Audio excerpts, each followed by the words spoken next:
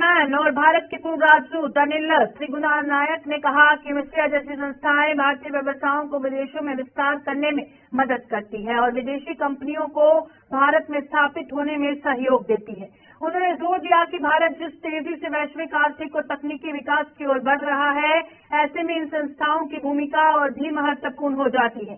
साथ ही Iran Israel तनाव पर उन्होंने चिंता जताई और कहा कि इसका असर केवल उन देशों तक सीमित नहीं है, बल्कि भारत सहित पूरी दुनिया पर पड़ रहा है। इसलिए जल्द समाधान जरूरी है। देखिए, इस तरीके के अवार्ड जो हैं भारतीय आर्थिक अर्थव्यवस्था को रीढ़ की हड्डी की तरह मजबूत करते हैं।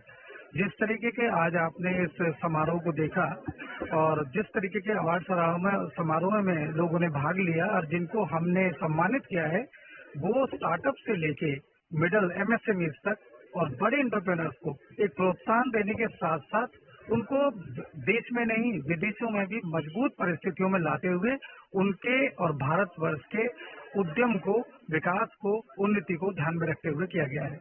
बिल्कुल, देखिए, आपने यहाँ देखा होगा कि विभिन्न प्रकार के देशों के एम्बेसडर्स ने भाग लिया, एचओएम्स ने भाग लिया और कल्चरल काउंसलर्स के साथ साथ स्टेट कमिश्नर्स ने भाग लिया। वो भली भांति समझ पाए कि किस तरीके से भारत की प्रगति, आर्थिक प्रगति, उन्नति कर रही है और वो दिन दूर नहीं जब 2047 में उससे पहले ही भारत उन्नत देशों की प्रगति में आएगा और पंक्ति में कहलाएगा और हम एक दिन। यही कि बहुत अच्छा कार्यक्रम है और इन्होंने जो है उन लोगों को ऑनर करने का फैसला लिया जिन लोगों ने ट्रेड, बिजनेस, इंडस्ट्री में कुछ अचीवमेंट है, जिनकी उपलब्धियां हैं, जिन्होंने कुछ करके दिखाया। और सबसे बड़ी चीज आज देश में क्या है कि जो बेरोजगारी की समस्या भयानक है, 140 करोड़ की जनसंख्या में तमाम लोग बेरोजगार हैं। यही लोग हैं जिनको सम्मानित किया गया, जो लोगों को नौकरियां दे रहे, जो लोगों को जॉब दे रहे। इसलिए इनका जितना सम्मान किया जाए कम है। और मुझे इस बात की बड़ी चिंता, मैंने पार्लियामेंट में भी इस बात को उठाया कि बहुत से एंटरप्रेन्योर्स, उद्यमी, व्यापारी, उद्योगपति देश छोड़ के बाहर जा रहे हैं, परेशान हैं। उन सबको रोकना चाहिए, सरकार का काम है कि उनको रोकना चाहिए, समझाएं, उनकी समस्याओं का समाधान करें। और मैं इनसे भी आग्रह किया चेंबर ऑफ कॉमर्स से भी कि आप भी जो लोगों को समझा के रोकें, वरना कौन यहाँ से एम्प्लॉयमेंट देना बड़ी प्रॉब्लम है। तो जो एम्प्लॉयमेंट दे रहे हैं, नौकरियां दे रहे हैं, जो रोजगार दे रहे हैं, उनको किसी भी तरह से हमें जो है बढ़ावा देना चाहिए, प्रोत्साहित करना चाहिए और मदद करनी चाहिए। हमारे साथ बात करने के लिए अनिल त्रिगुना नायक भी हैं, जो एक्स एम्बेसडर भी हैं, भारत सरकार की तरफ से कई देशों में अपनी सेवाएं दे चुके हैं।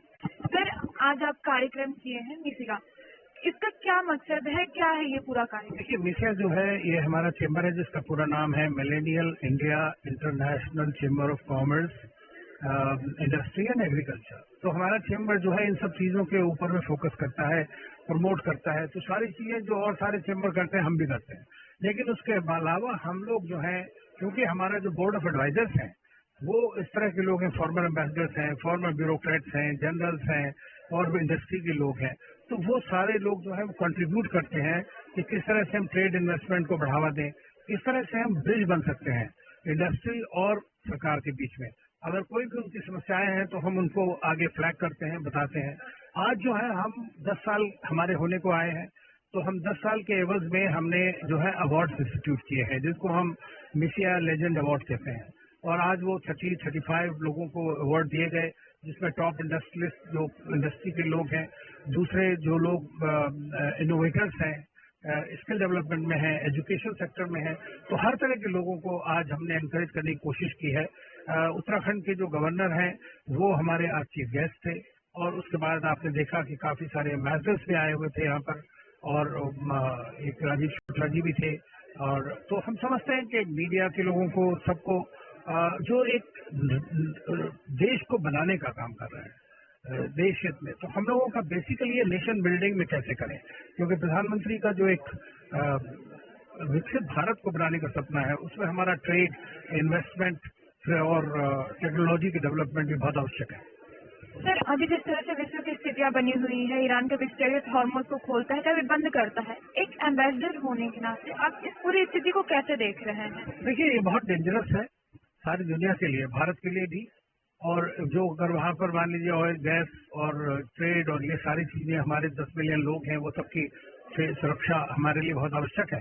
तो नेचुरली है कि अगर वहां पर कोई भी चीज होती है तो उससे हमें उसका कंसर्न तो है ही है, लेकिन भारत की यही कोशिश रही है कि किस तरह से हम इन सब परेशानियों को डायलॉग, डिप्लोमेसी और फ्रेंडशिप के जरिए दूर कर सकें। वही प्रधानमंत्री और विदेश मंत्री भी कर रहे हैं लगातार, और होप यह है कि जैसे ये 15 दिन की सीज फायर हुई है, आगे बढ़ जाए और किसी तरह से इस युद्ध को टाला जा सके। बहुत बहुत शुक्रिया सर।